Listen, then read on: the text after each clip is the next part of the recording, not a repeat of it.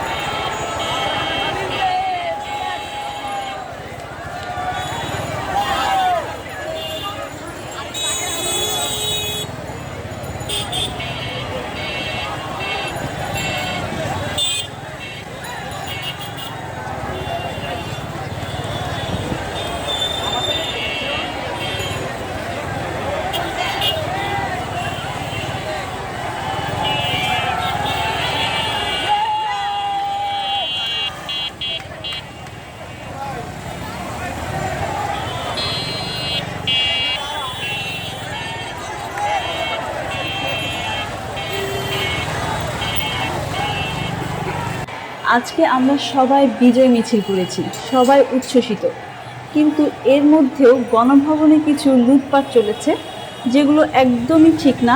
ভাই, এগুলো তো আমাদেরই সম্পদ, আমাদের টাকায় কেনা, কেন আপনারা লুটপাট করবেন?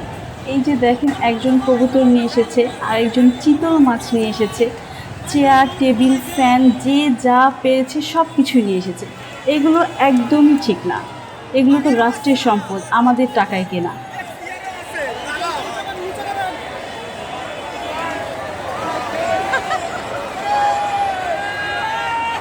আমি একজন সাধারণ নাগরিক হিসেবে আমি আমার মত প্রকাশ করছি।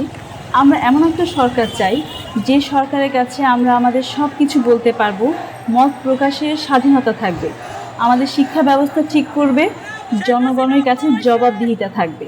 জবাবদিহিতা ছাড়া কোনো সরকারই টিকতে পারবে না, এবং এই স্বাধীনতা যেন আমরা ধরে রাখতে পারি। সবাইকে নতুন বিজয়ের অনেক অনেক অনেক শুভেচ্ছা।